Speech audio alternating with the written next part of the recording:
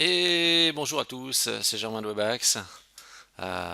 On se retrouve pour un nouveau tutoriel, cette fois-ci référencement, concernant comment justement mieux référencer les images de votre boutique PrestaShop. Alors, quand on parle de référencement, souvent il y a plusieurs axes possibles, euh, mais on parle quand même assez peu des images. Et pourtant les images sont importantes. Est-ce que vous avez déjà d'ailleurs utilisé Google Images? Vous savez, des fois vous faites une recherche, il dit ok, je passe par Google Images pour voir le contenu qui est proposé. Parce que des fois, Google Images permet de localiser un produit ou un contenu plus vite ou un service ou autre chose. Et l'engagement est important quand la personne passe par Google Images.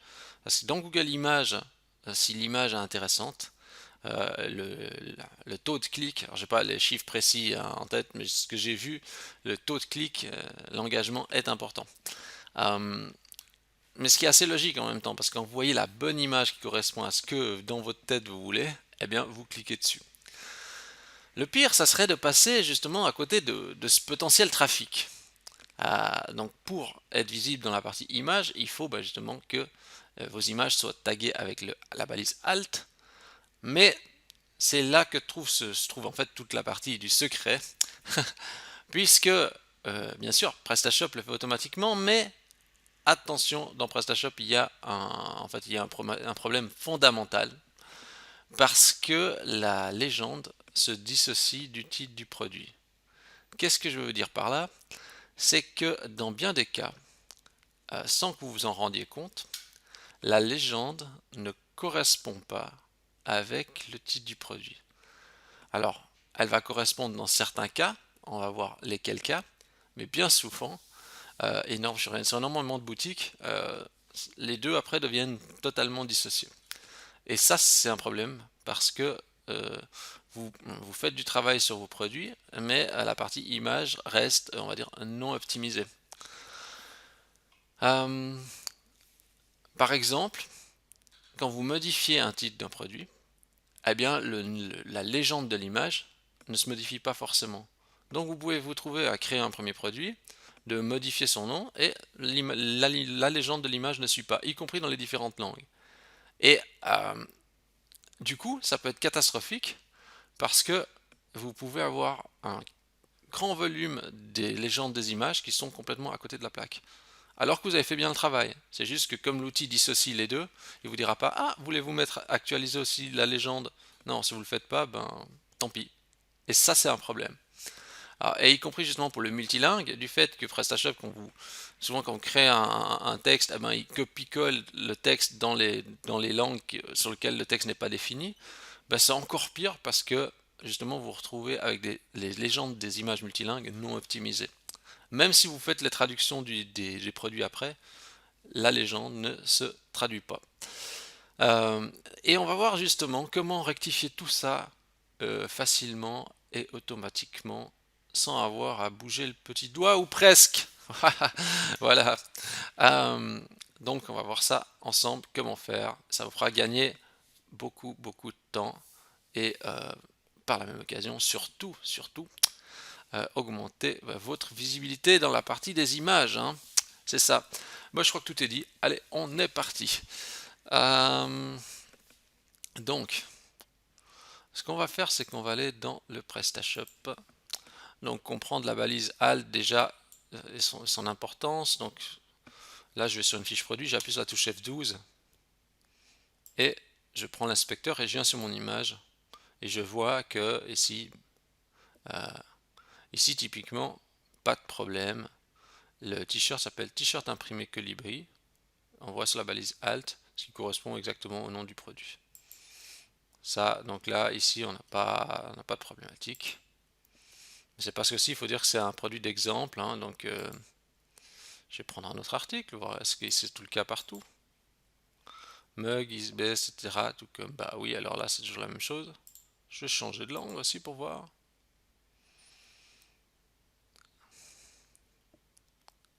Ouais, bon, là, le texte n'est pas traduit en plus, donc l'exemple n'est pas forcément très intéressant. Je vais aller voir sur un autre article si on a le cas de figure. Sinon, on ira modifier manuellement parce que c'est ce qui va se produire hein, dans un cas réel. Donc, je prends encore un autre produit pour vérifier sa balise Alt. Ça, c'est quoi? Affiche encadrée. Affiche encadrée, etc. Ici. Donc ici, on est sur des bons exemples puisque finalement tout correspond. Donc ça, c'est parfait. On n'a pas de difficulté. Mais chez vous, il y a de fortes chances à parier que la correspondance n'est pas exacte. Alors, euh, ce qu'il faut comprendre, je vais vous montrer un petit exemple. Prenons cet article-ci. Affiche encadrée, today is a good today. Bon, ok. Vous avez aimé ma prononciation. Vous avez vu, j'ai dit moins fort pour que vous n'entendiez pas. Alors, euh, je prends voilà, cet article et je vais le modifier. Imaginons, je dis ah oui, parce que là, ça c'est l'article tel qu'il a été créé, mais il dit ah oui, mais non, c'est pas vraiment très bien comme j'ai fait. C'est plus affiche encadrée euh, motivante.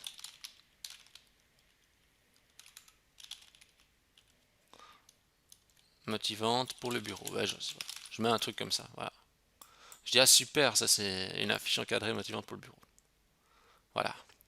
Le truc c'est qu'on a fait ça, mais si vous regardez la balise Alt. Affiche encadrée today is a good today. Et en fait, ça veut dire que si toutefois vous modifiez le titre du votre produit parce qu'il n'était pas explicite, c'est ce qui arrive fréquemment quand on révise un peu les titres des produits pour le référencement, etc. Eh ben les images par contre, elles ne suivent pas du tout. Et pire encore, je vais vous montrer un exemple, l'exemple type. Euh, Exemple type, pour bien que vous compreniez la problématique. Hein. Je vais dire voilà, euh, super chaussure de mode. Voilà, ça c'est super chaussure mode, ok, et j'enregistre. Ça c'est le coup classique, ça y est, hein. Voilà, je crée mon article, etc. Ouais, génial. Puis après je me dis, ah oui, mais j'ai pas traduit. Non, je me dis deux choses. Je me dis, ah non, c'est pas super chaussure de mode, c'est super chaussure de mode. Par exemple, skilly, par exemple, voilà. Puis je me dis, ah mais oui, j'ai pas traduit en plus dans la langue. Ah bon, bah ouais, c'est juste en plus de ça. Super chaussure. Je vais mettre en anglais, je vais dire, ah bah il n'y a pas l'anglais. Je vais aller dans traduction. Alors, français, allemand, je sais plus ce que j'avais dit quoi, j'avais inventé un nom, alors du coup, je me rappelle plus ce que j'ai dit. Ouais, bah, je vais prendre comme ça. Voilà, voilà, super fashion, ski. Je dis, ah oui, il faut que je traduise ça, donc je mets ça. C'est juste pour que vous compreniez bien la problématique. Déjà, je vais juste mettre comme il faut, voilà. Moi, je suis content parce que j'ai fait le boulot, hein, donc j'ai traduit. Mais si je regarde au niveau de mon image, chose que bah ici il n'y a rien parce que j'ai pas mis une image, alors je vais mettre une.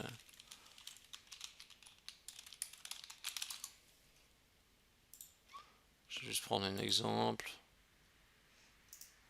Là encore une fois on voit la force de Zalando hein, qui se positionne en numéro 1. Qu'est-ce qu'on a là? Ah mais en plus c'est pas une image comme je veux, je vais prendre un autre. Je vais prendre une JPEG classique. Pourquoi il n'y a que des. Pourquoi il n'y a que des points web? Est-ce que c'est.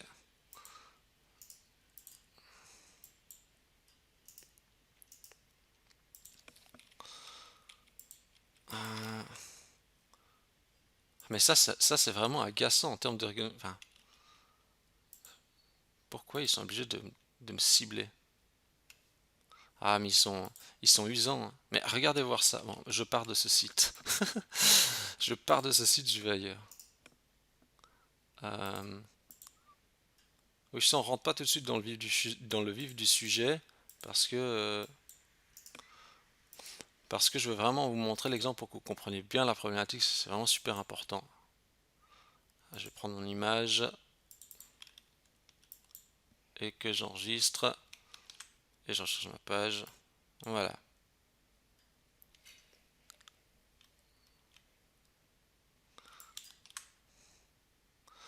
Alors, qu'est-ce qu'il nous dit? qu'est-ce qu'il nous dit?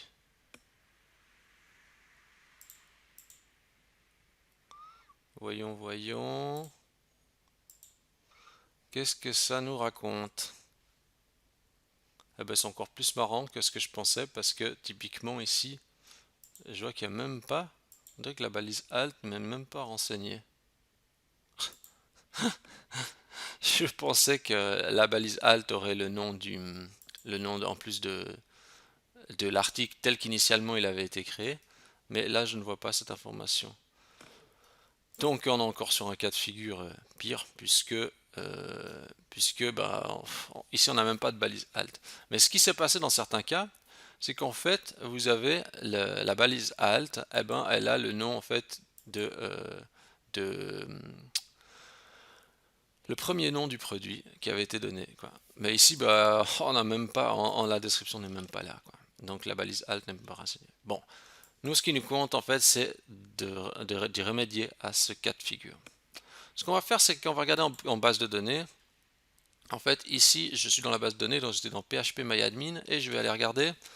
Il y a une table qui s'appelle image, image langue, qui est celle-ci, dans lequel sont rangées en fait toutes les légendes des images. On retrouve ici entre autres l'identifiant 24 de ID image. Alors c'est vraiment juste pour que vous puissiez comprendre le truc. Alors je vais juste ouvrir peut-être une nouvelle fenêtre. Alors juste ici.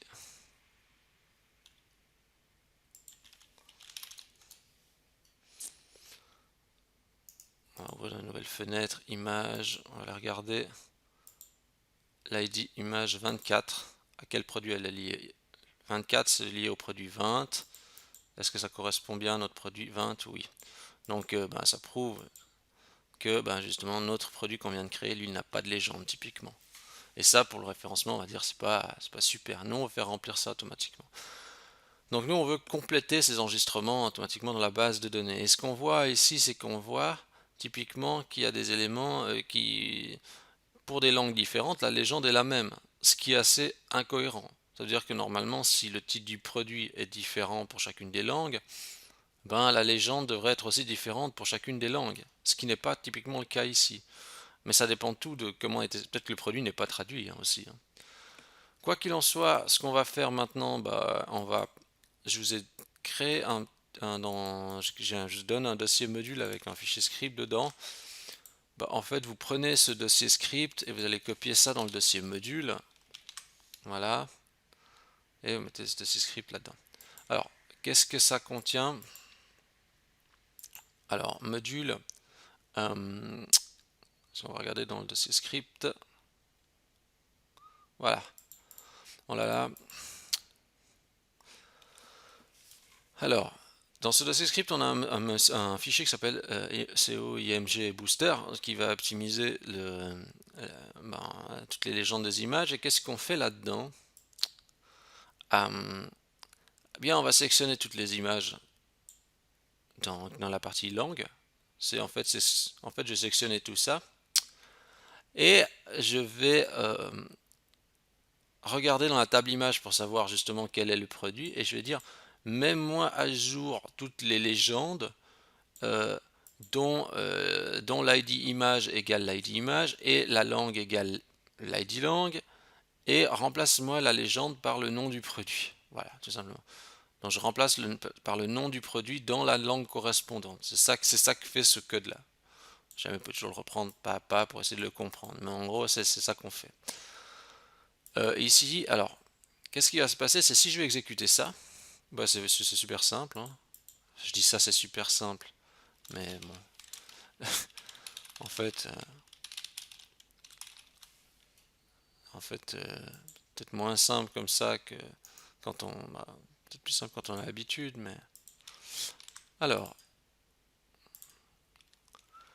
je mets donc mon URL, donc c'est-à-dire le nom de votre site, voilà, module, script, donc module slash script slash co img booster .php. Bah, en fait, je mets le chemin directement vers ce script. Ça fait une erreur token, ce qui est normal parce que pourquoi on sécurise? Parce que si quelqu'un scanne votre hébergement, vos fichiers PHP, puis qu'il trouve le fichier PHP, il va dire tiens, j'essaye de l'exécuter. Ça empêche qu'un robot puisse exécuter n'importe quel fichier PHP. Et le token, c'est 777. 777, ouais. Pourquoi j'ai mis 777? Tout simplement, pour une raison ultra pertinente, c'est que de mettre 777, ça vous portera chance, comme au casino. Voilà, alors vous mettez le token que vous voulez, moi je mets 777. Je fais ça. Alors, avant de faire ça et tout ça, vous faites un backup avant tout. Vous ne commencez pas à lancer la tâche planifiée, le lien, etc. Puis dire, il y a eu plein de problèmes. Donc, faites une sauvegarde avant de faire ça. Prenez des précautions. J'ai dit ça juste avant d'exécuter. Mais oui, faites attention. Parce que moi, j'ai fait un test comme ça rapidement. Je me suis dit, ah oui, ça marche bien. Mais avant de le faire, prenez précaution en faisant une sauvegarde de votre base de données. Et plus précisément, si vous ne sauvegardez qu'une seule table, vous sauvegardez la table PS image langue.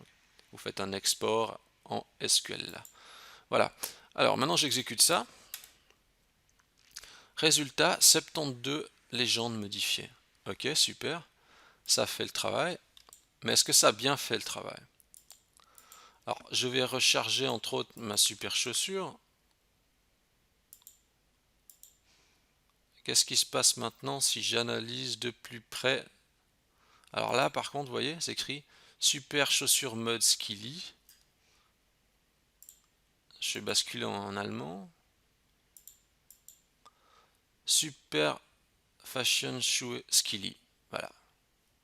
Ça fait tout le travail. Ça a bien actualisé. Et en fait, si on regarde maintenant dans notre base de données, là, hop, et vous avez vu, là, ça a été un petit peu vite, mais en fait, ça a légèrement changé. Il y avait des trucs ici qui n'étaient pas comme ça avant. Donc on dirait que ça a actualisé certaines infos des autres. Euh, mais donc ici, je peux confirmer typiquement par la légende qu'il y a des produits qui ne sont pas traduits parce que Mountain Fox Notebook par exemple, lui il n'est pas traduit parce que le nom en allemand et le nom en italien, il est le même. Mais par contre, vous voyez ici, nous on avait fait la traduction de notre produit correctement. D'ailleurs, on voit ici par exemple la légende s'appelle Super Chaussure Mode parce qu'on n'avait pas retouché pour la troisième langue italien, mais le nom du produit, si on regarde, regardez ici, on regarde. Vous voyez, italien s'écrit super chaussure mode. Typiquement, du coup, ce qu'il a fait, il a pris ça pour l'italien. Donc, ce qui est important, du coup, c'est d'avoir bien les produits qui soient traduits. Mais on voit que ça fait le travail. Et du coup, c'est juste génial parce que du coup, si vous avez fait correctement votre travail de traduction sur les produits, enfin, pas que votre travail de traduction, votre dénomination des produits, parce que même si vous avez fait qu'une langue, vous avez vu qu'on peut avoir ce problème. Typiquement, j'ai créé un nouveau produit, il n'y avait pas de légende. Donc imaginez, vous pouvez vous retrouver avec pas d'image indexée parce qu'il n'y a pas de légende mentionnée. Ça serait quand même dommage. En plus, vous avez vu, attention, je chronomètre combien de temps ça me prend? 2 secondes. 2 secondes pour optimiser toutes les images. Génial, non? Euh, non, je ne vous dis pas. Non, je vous ai pas dit.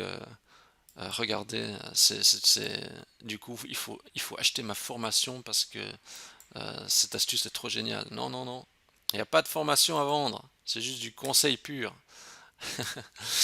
Alors, donc voilà. Et maintenant, donc l'étape suivante, c'est de dire, ok, si ceci, ça marche correctement, eh ben, de mettre en place un processus qui vient exécuter cette tâche planifiée tous les jours. Donc ça veut dire qu'à minuit, ça puisse exécuter l'URL comme ça, hop, et puis comme ça, vous avez toujours les images des légendes qui sont optimales. Euh, parce que voilà, parce que si moi je vais dans Google, puis je tape justement chaussures, mode, skilly, voilà, puis je fais ça. Il y a beaucoup de gens, ils font ça, puis ils disent, ah, je clique ici, ah, je clique là. Et s'ils arrivent à apparaître dans les résultats, c'est bien parce que la balise Alt est optimisée. S'il n'y a pas, eh ben, ils n'arrivent pas à se positionner. Voilà. Et bah oui, puis franchement, c'est super simple, hein. Enfin, c'est super simple. Je veux dire, je dis pas que le code est simple, mais en gros, la mise en œuvre est quand même assez facile et pour une optimisation vraiment intéressante. Bah, je crois que tout est dit. Ah oui, bah après pour le cron, eh ben, Webax, cron, pour automatiser, hein. On a plusieurs, on a le cron du pauvre, on a Web PrestaShop, les tâches planifiées, etc. Donc il y a, ou alors vous cherchez encore un autre tutoriel, quelqu'un, mais en gros il faut juste mettre tâche planifiée sur votre serveur qui exécute cette URL-là une fois par jour, tout simplement. Je crois que tout est dit. Alors, si vous êtes trop content de pouvoir optimiser toutes vos images en un coup, ben, vous pouvez liker cette vidéo. Vous pouvez bien sûr vous abonner à la chaîne YouTube, ça me fait super plaisir, et donner 5 étoiles à Webax dans Google. Vous recherchez Webax, W-E-2-B comme Bernard A-X dans Google, et vous pouvez mettre 5 étoiles, ça me fait super plaisir et ça m'incite à continuer ces vidéos. Sur ce, bah, je vous dis bonne optimisation des images à tous et à la semaine prochaine.